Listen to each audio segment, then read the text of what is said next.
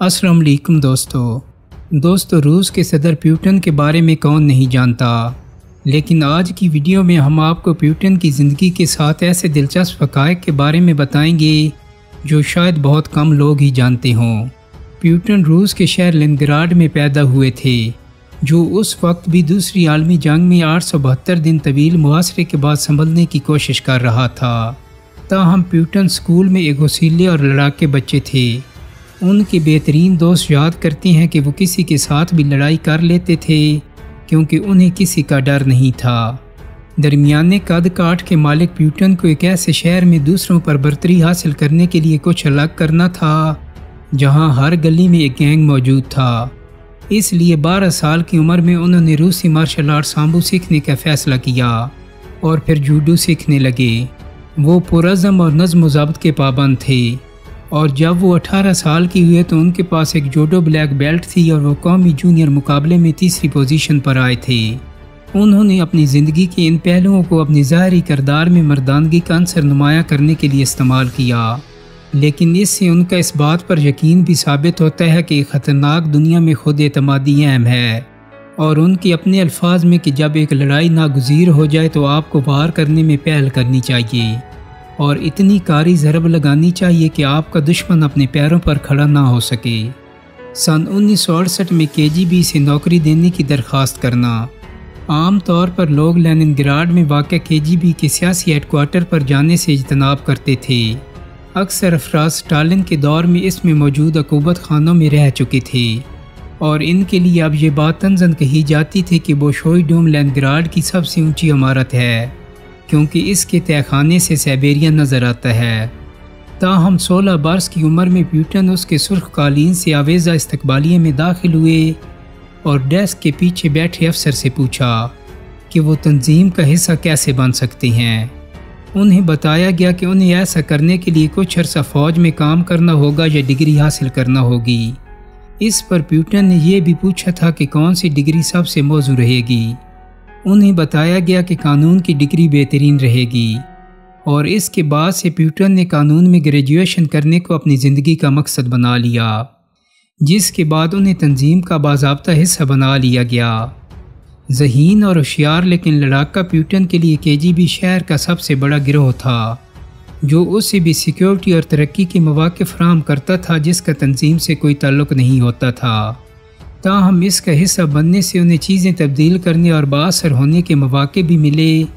जैसे उन्होंने लड़कपन में देखी गई जासूसी फ़िल्मों के बारे में कहा था कि एक जासूस हज़ारों अफराद की किस्मत का फ़ैसला कर सकता है। प्यूटन का KGB के साथ कैरियर कभी भी इतना खुश आइंद नहीं रहा जितना वो सोच रहे थे। वो एक अच्छे कारकुन ज़रूर थे लेकिन उनकी कारकर्दगी गैर मामूली नहीं थी। ताहम उन्होंने जर्मन ज़बान सीखी, जिसके बायस उन्हें 1985 में उस वक्त मशरक़ी जर्मनी के शहर ड्रेसडन में KGB के राब्ता दफातर में तैनात किया गया। यहाँ उन्होंने एक पुरसकून ज़िंदगी का आगाज़ किया, लेकिन नवंबर 1989 में मशरक़ी जर्मनी की हुकूमत को इंतहाई तेज़ी से ज़वाल का सामना करना पड़ा। 5 दिसंबर को एक मुश्तइल हजूम ने ड्रेसडन में KGB की इमारत का घेराव कर लिया। प्यूटन ने बार बार करीबी रेड आर्मी ग्रेसन से मदद की दरख्वास्त करने के लिए राब्ते किए और उन्होंने मायूसी से जवाब दिया, हम मास्को से अहकामात के बगैर कुछ भी नहीं कर सकते और मास्को खामोश है।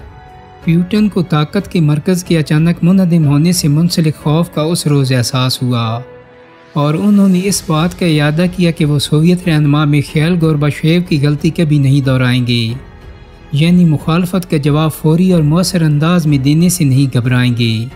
सन 1992 में खाने के बदले तेल के प्रोग्राम की जिम्मेदारी प्यूटन ने सोवियत यूनियन के टूटने के बाद KGB छोड़ दी, लेकिन फिर सेंट पीटर्सबर्ग के मेयर के फिक्सर की पोजीशन पर तैनात हुए। इस दौरान मईशत का बहुत बुरा हाल था और प्यूटन को एक ऐसा मुआहदा करने की जिम्मेदारी दी गई थी जिससे शहर के लोगों की ग़िज़ाई ज़रूरियात पूरी हो सकें। प्यूटन ने $10 करोड़ के तेल और धात के बदले ग़िज़ाई अशिया का मुआहदा किया। ताहम असल में किसी ने भी ये खाने पीने की अशिया नहीं देखी और बाद में इसके बारे में की गई तहकीकात प्यूटन की जानिब से फौरी तौर पर दबा दी गईं। कहा जाता है कि प्यूटन के दोस्तों और शहर के गैंगस्टर ने मिलकर इस मुआहदे की रकम को गबन किया था।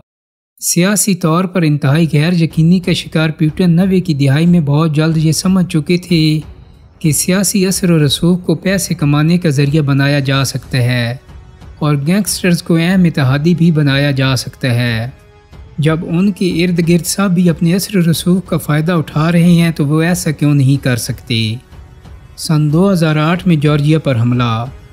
جب پیوٹن سن 2000 میں روس کے صدر بنے تو انہیں امید تھی کہ وہ مغرب کے ساتھ مثبت تعلقات کی راہ ہموار کریں گے اور وہ ایسا اپنی شرائط پر کرنا چاہتے تھے اور سابق سوویت یونین کے ممالک پر اپنا اثر و رسوخ بھی بنانا چاہتے تھے۔ تاہم وہ بہت جلد مایوس اور برہمی کا شکار ہو گئے اور ان کا خیال تھا کہ مغرب روس کو دیوار سے لگانے اور اسے رسوا کرنے کی کوشش کر رہا ہے۔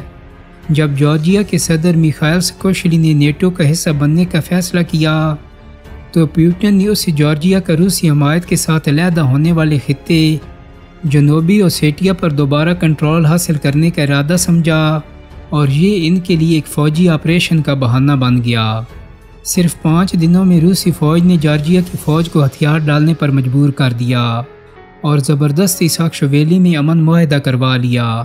مغرب نے اس اقدام پر برہمی کا اظہار کیا لیکن صدر باراک اوباما 1 سال بعد روس سے تعلقات کے اثر نو آغاز کی بات کر رہے تھے اور ماسکو کو سن 2018 ورلڈ کپ کی میزبانی کا حق بھی دیا گیا۔ پیوٹن کو یہاں یہ واضح ہو چکا تھا کہ جس کی لاٹھی اس کی بھینس اور ایک کمزور اور غیر مستقل مزاج مغرب صرف شور و غوغا کرے گا لیکن آخر کار ایک پرعزم مخالف کا سامنا نہیں کر سکے گا۔ سن 2011 سے 13 کے درمیان ماسکو میں مظاہرے۔ روس میں سن 2011 کے انتخابات کے بارے میں یہ رائے عام تھی اور یہ مصدقہ بھی تھی کہ اس سال ہونے والے پارلیمانی انتخابات میں دھاندلی کی گئی تھی اور جب پیوٹن نے سن 2012 میں دوبارہ انتخابات میں کھڑے ہونے کا اعلان کیا تو اس کے باعث مظاہرے ہونا شروع ہوئے۔ ماسکو اسکوائر مظاہرین سے بھرنے کے باعث ان مظاہروں کا نام بولو تو نہ یہ مظاہرے رکھا گیا اور یہ پیوٹن کے خلاف عوامی رد عمل کا سب سے بڑا اظہار تھا۔ پیوٹن کو یقین تھا کہ ریلیوں کے پیچھے دراصل واشنگٹن کا براہ راست ہاتھ تھا اور وہیں سے ان کی حوصلہ افزائی کی جاتی تھی۔ اس لیے انہوں نے امریکی وزیر خارجہ ہیلری کلنٹن کو براہ راست اس کا ذمہ دار ٹھہرایا۔ پیوٹن کے لیے شاید یہ ثبوت تھا کہ اب مغرب کی جانب سے جارحانہ انداز اپنایا جا چکا ہے اور وہ براہ راست ان کے خلاف ہیں اور یہ کہ اب وہ حالت جنگ میں ہیں۔ سن 2020-21 میں کووڈ کے پھیلاؤ کے باعث علیحدہ رہنا۔ جب سن 2020 میں کووڈ-19 پوری دنیا میں پھیلا تو پیوٹن نے ایک غیر معمولی علیحدگی اختیار کرنے کا فیصلہ کیا جو ان کی طرح کے رہنماؤں کے لیے بھی غیر معمولی تھا۔ ان سے ملنے کی خواہش کرنے والے کسی بھی شخص کو 14 روز کے لیے قرنطینہ میں رکھا جاتا اور اس دوران اسے پہرے میں رکھا جاتا تھا اور پھر ان تک پہنچنے سے پہلے اس شخص پر جراثیم کو الٹرا وائلٹ روشنی اور سپرے کیا جاتا۔ اس دوران ان سے ملنے والے اتحادیوں اور مشیروں کی تعداد میں ڈرامائی کمی آئی اور صرف ان کے خوشامدی اور حمایتی ہی ان سے ملنے جایا کرتے۔ ایسے میں انہیں متبادل آراء سننے کو نہیں مل رہی تھیں اور وہ اپنے ملک کو بہت کم دیکھا کرتے تھے۔ دوستو امید کرتا ہوں کہ میری آج کی ویڈیو آپ کو پسند آئی ہوگی۔ اگر ویڈیو اچھی لگی ہے تو اس کو لائک اور شیئر کر دیں۔ میرے چینل کو سبسکرائب کرنے کے ساتھ ساتھ بیل آئیکن کو بھی کلک کر دیں تاکہ آپ کو میری آنے والی مزید ویڈیوز کے نوٹیفیکیشن ملتے رہیں۔ بہت جلد ہی ایک نئی ویڈیو کے ساتھ ملاقات ہوگی۔ اپنا بہت سارا خیال رکھیے گا۔ اللہ حافظ۔